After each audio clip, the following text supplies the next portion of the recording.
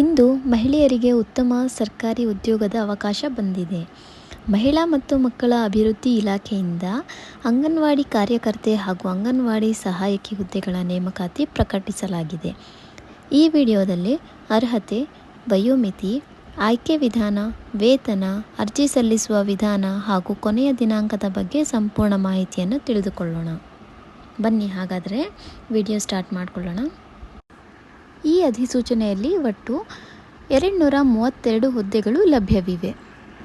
ಇದರಲ್ಲಿ ಸುಮಾರು 61 ಅಂಗನವಾಡಿ ಕಾರ್ಯಕರ್ತೆ ಅಂದರೆ ಅಂಗನವಾಡಿ ವರ್ಕರ್ ಹಾಗೂ 171 ಅಂಗನವಾಡಿ ಸಹಾಯಕಿ ಅಂದರೆ ಅಂಗನವಾಡಿ ಹೆಲ್ಪರ್ ಹುದ್ದೆಗಳಿಗೆ ಕಾಲ್ಫಾರ್ಮ್ ಮಾಡಲಾಗಿದೆ. ಈ ನೇಮಕಾತಿಯು ಯಾದಗಿರಿ ಜಿಲ್ಲೆಯ ಮಹಿಳಾ ಮತ್ತು ಮಕ್ಕಳ ಅಭಿವೃದ್ಧಿ ಇಲಾಖೆಯಿಂದ ಪ್ರಕಟಿಸಲಾಗಿದೆ. ಈ ಜಾಬ್ಗೆ ಅಪ್ಲೈ ಮಾಡುವಂತಹ ಅಭ್ಯರ್ಥಿಗಳ ವಿದ್ಯಾರ್ಹತೆ ಏನಾಗಿರಬೇಕು ಅಂತ ನೋಡೋದಾದರೆ, ಅಂಗನವಾಡಿ ಕಾರ್ಯಕರ್ತೆ ಅಂದರೆ ಅಂಗನವಾಡಿ ಟೀಚರ್ಗೆ PUC ಅಥವಾ 12th ಪಾಸ್ ಆಗಿರಬೇಕು. ಹಾಗೆ ಅಂಗನವಾಡಿ ಸಹಾಯಕಿ ಅಂದರೆ ಅಂಗನವಾಡಿ ಹೆಲ್ಪರ್ ಅವರು SSLC ಅಥವಾ 10th ಪಾಸ್ ಆಗಿರಬೇಕು. ಈಗ ಏಜ್ ಲಿಮಿಟ್ ಅಂದರೆ ವಯೋಮಿತಿ ನೋಡ್ಕೊಳ್ಳೋಣ. ಕನಿಷ್ಠ ವಯಸ್ಸು 19 ವರ್ಷ ಅಂದರೆ ಮಿನಿಮಮ್ 19 ಇಯರ್ಸ್ ಆಗಿರಬೇಕು, ಅಂಥವರು ಅಪ್ಲೈ ಮಾಡ್ಬೋದು.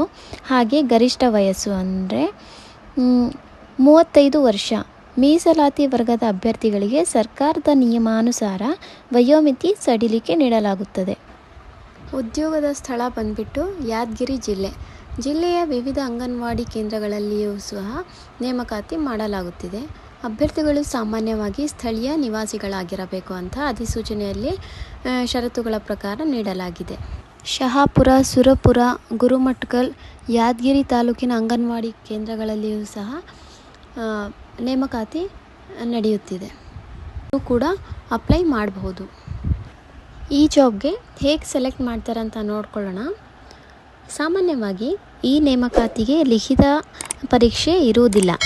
ಅಭ್ಯರ್ಥಿಗಳ ಶೈಕ್ಷಣಿಕ ಅಂಕಗಳ ಆಧಾರದ ಮೇಲೆ ಒಂದು ಮೆರಿಟ್ ಲೀಸ್ಟನ್ನು ರೆಡಿ ಮಾಡ್ತಾರೆ. ಆ ಲೀಸ್ಟ್ನ ಪ್ರಕಾರ ಆಯ್ಕೆ ಮಾಡಲಾಗುತ್ತದೆ.